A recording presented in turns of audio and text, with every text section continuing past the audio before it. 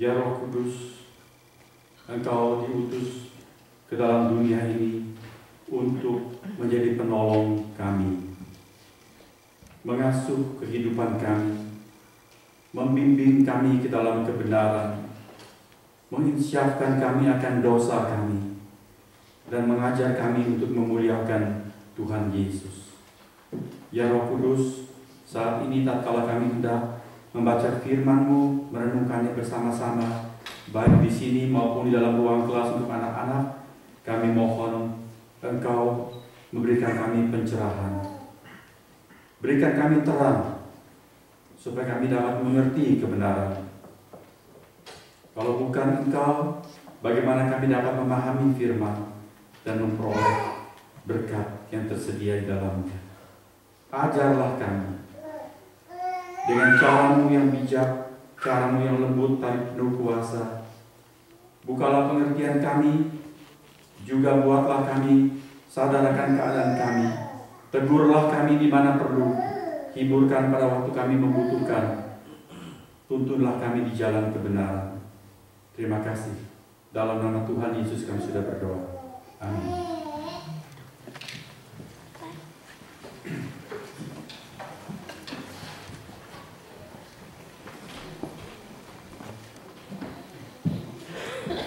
Saudara-saudara, silakan membuka kitab Kejadian pasal yang ke-27 dan membiarkan atau menyiapkan pasal itu selalu terbuka di pangkuan saudara atau di hadapan saudara. Karena pasal ini panjang, saya tidak akan membacakan sekaligus, tapi akan mengajak kita menelusuri pasal ini sementara kita merenungkan tema yang kita angkat pada sore hari ini. Kejadian 27, sudah saudara-saudara? Tema khotbah sore ini adalah akibat hidup semau gue. Hidup semau gue, saudara mengerti semua? Mengerti. Tema ini memuat dua kebenaran. Dua aspek kebenaran yang bisa dipisahkan, bisa dibedakan tetapi tidak bisa dipisahkan. Apa itu dua kebenaran yang bisa dibedakan tetapi tidak dapat dipisahkan? Yang pertama, semau gue. Apa artinya semau gue? Sesuka hati, seturut kehendak diri kita sendiri. Ada kebenaran di sana bahwa saudara dan saya sebagai makhluk ciptaan Tuhan yang paling mulia, yaitu manusia, Allah memberikan kepada saudara dan saya sesuatu yang luar biasa. Apa? Kehendak bebas. Tuhan mempunyai kehendak. Firman-Nya berupa ungkapan kehendaknya. Itu kita pelajari di basic Christianity, kita sudah lebih mengerti kebenaran ini. Tuhan memberitahukan apa yang Dia mau. Dia memberikan perintah-perintah. Dia mempunyai peraturan-peraturan, ada rambu-rambu lalu lintas. Tetapi Tuhan tidak pernah paksa seorang pun untuk mengikuti kehendak-Nya. Kehendak Allah itu pasti sempurna. Kehendak Allah itu adalah yang terbaik. Tetapi kita tidak dipaksa untuk melaksanakan kehendak Tuhan. Allah menciptakan manusia bukan sebagai robot. Ketika Dia mencipta manusia pertama, Adam, dan kemudian Hawa, Allah memberikan perintah. Di tengah taman ada dua pohon. Satu pohon kehidupan, di satu pohon pengetahuan baik dan jahat. Pohon kehidupan boleh dimakan, tapi pohon pengetahuan baik dan jahat Tuhan katakan jangan makan. Tetapi manusia diciptakan bukan sebagai robot, sehingga dia boleh memilih antara yang satu atau yang lain. Mengapa Tuhan memberi kepada saudara dan saya kehendak bebas? Mengapa kita tidak diprogram saja seperti robot supaya cuma bisa kerjakan yang baik-baik, yang suci-suci, yang bagus-bagus, yang benar melulu? Mengapa kita tidak diprogram seperti robot, saudara-saudara? Tahu mengapa?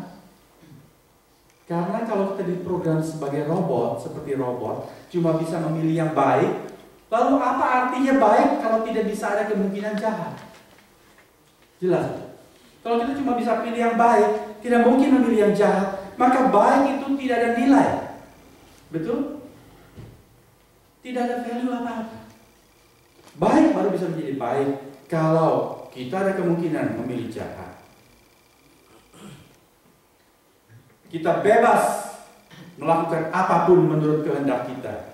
Tetapi kebenaran yang kedua bisa dibedakan, tidak bisa dipisahkan adalah kita tidak bebas untuk memilih akibat dari pilihan kita. Saudara, Ibu dan saya boleh lakukan apa saja, tapi kita tidak bisa menghindarkan atau menghindari konsekuensi atau akibatnya. Setiap perbuatan kita, setiap pilihan kita ada konsekuensi logis, yaitu akibatnya. Kalau kita pilih baik, akibatnya baik. Kalau kita pilih jahat, akibatnya jahat. Tadi kita menyanyikan sebuah lagu bahwa Allah selalu mengampuni. He always say, I forgive.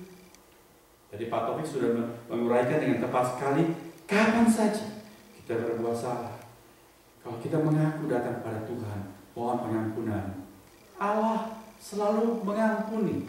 Bahkan Allah sudah lebih dahulu mengampuni sebelum kita minta ampun kepada Tuhan. Pernahkah sudah tahu kebenaran itu? Wah, enak ya kalau kita berdosa saja terus karena Allah sudah mengampuni kita. Betul begitu? Allah sudah mengampuni meskipun kita belum minta ampun. Tetapi kalau kita tidak minta ampun, kalau kita tidak datang kepada Tuhan mengaku dosa kita, kita tidak mengalami kebahagiaan seorang yang diampuni.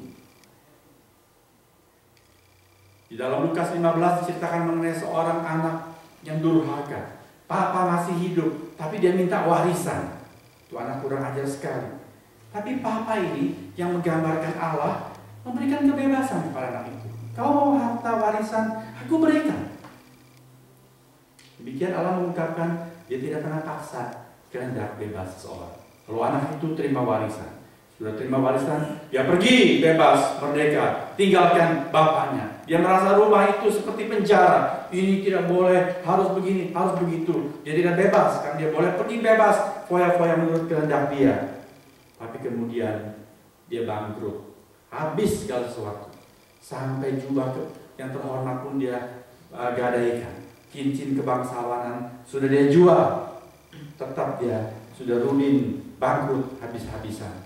Dia harus jaga babi, kalau bisa baca ceritanya. Lalu di tengah keadaan seperti itu baru dia ngeh, kata orang Jakarta, baru dia sadar di rumah bapakku bahkan budak-budak dapat makan berlimpah-limpah. Aku seorang anak, di sini makan makanan babi pun tidak diperkenankan. Mati kelaparan. Aku mau pulang kepada bapak. Aku bilang, papa, aku sudah berdosa kepada surga dan kepada bapak. Aku tidak layak lagi menjadi seorang anak.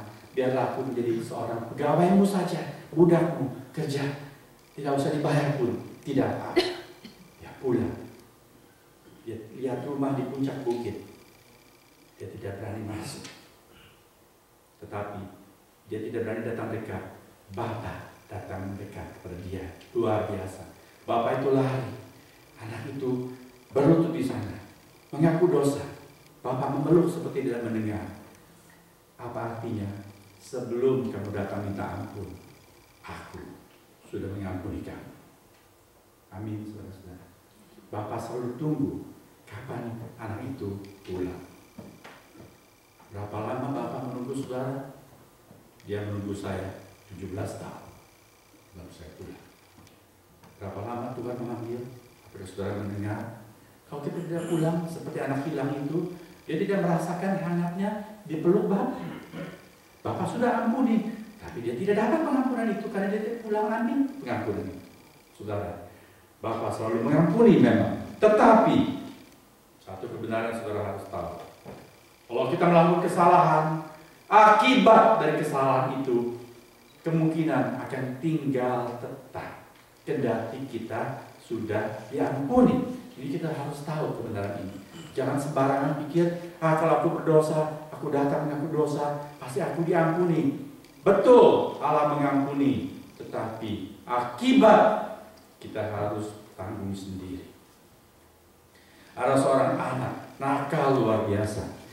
Ayah ibunya sudah bohar, Anak ini dinasehati, tidak menurut. Dijewer, tidak kapok. Dirotan, dia tidak tobat. Akhirnya satu hari papanya panggil anak itu. Mulai hari ini papa mama tidak akan hajar kamu kalau kamu salah. Kamu nakal, terserah kamu. Papa cuma nasihati saja. Tetapi satu, papa mau bilang begini. Kalau kamu lakukan pelanggaran, sudah dipesan, kamu tidak nurut, kamu bandel, kamu lakukan semau kamu, tidak nurut nasihat orang tua, kita tidak marahi kamu lagi. Tapi kamu ambil sebatang paku. Ini ada papan papa sediakan, dan ini ada martil kecil. Kamu boleh tancapkan satu paku di sana kalau kamu melakukan kesalahan. Itu saja. Oke? Satu kali lakukan kesalahan, satu paku tancapkan di papan tersebut. Dua kesalahan, kamu tancap lagi paku kedua. Begitu. Wah, anak pikir gampang. Apa susahnya tancapkan paku? Seperti main-main saja. Dia foya-foya, dia suka-suka hatinya, dia buat semau dia. Tapi sudah satu hari dia lihat papan itu nyaris sudah penuh paku, nggak ada tempat lagi mau paku di mana. Berarti aku sudah lakukan kesalahan begini banyak. Kenapa aku begini bandel? Kenapa aku jadi anak yang tidak nurut? Dia mulai mau dengar kata papa mamanya. Lalu dia bisa mulai perbaiki kelakuannya. Papa bilang, kalau kamu bisa atasi kelakuanmu yang tidak baik, kamu nurut kepada ayah ibumu, kamu boleh cabut satu paku. Anak itu sekarang punya semangat, bukan tancap paku, tapi cabut paku. Dia mulai bisa cabut satu, cabut dua, cabut 10. Satu hari, dengan bangga dia bawa ke papanya. Papa, bersih. Papanku sudah bersih, tidak ada paku lagi. Papa bilang, haleluya, puji Tuhan, good boy. Dia peluk anak itu.